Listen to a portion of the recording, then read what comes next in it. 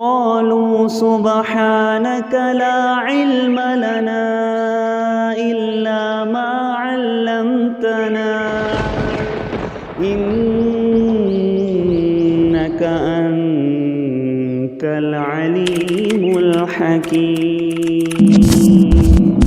اللہ تعالیٰ تو قرآن مجید میں فرماتا ہے شہر رمضان الذی انزل فیہ القرآن، کہ یہ رمضان وہ والا مہینہ ہے کہ جس کے اندر ہم نے اس قرآن کو نازل کیا، ھدی للناس وبینات من الہدی والفرقان۔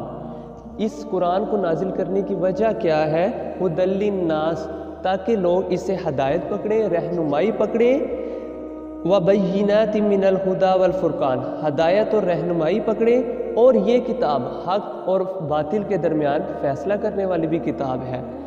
فَمَنْ شَهِدَ مِنْكُمُ الشَّهْرَ فَلْيَصُمْ، تو تم میں سے کوئی بھی اگر اس رمضان کے مہینے کو پائے تو اس کو چاہیے کہ اس کے روزے رکھے۔ ہاں وَمَنْ كَانَ مَرِيدًا أَوْ عَلَى سَفَرٍ فَعِدَّةٌ مِّنْ أَيَّامٍ أُخَرَ، ہاں اگر تم میں سے کوئی بیمار ہے یا سفر پہ ہے تو اس کے لیے تھوڑی سی ریلیکسیشن اللہ نے دی ہے کہ جو اس کے روزے رہ جائے وہ باقی دنوں میں اس روزوں کی تعداد کو پورا کر لے۔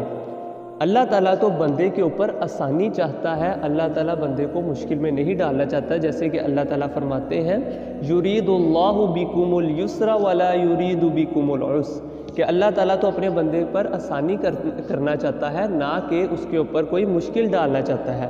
وَلِتُكْمِلُوا الْعِدَّةَ وَلِتُكَبِّرُوا اللَّهَ عَلَى مَا هَدَاكُمْ، یہ اس لیے ہے کہ تم لوگ اپنی اس گنتی کو پورا کر لو اور اس اللہ تعالیٰ کی بڑائی بیان کرو، اس اللہ تعالیٰ کی تعریف کرو کہ اس نے تمہیں ہدایت کے راستے پہ چلایا ہے۔ وَلَعَلَّكُمْ تَشْكُرُونَ، تاکہ تم شکر ادا کرو۔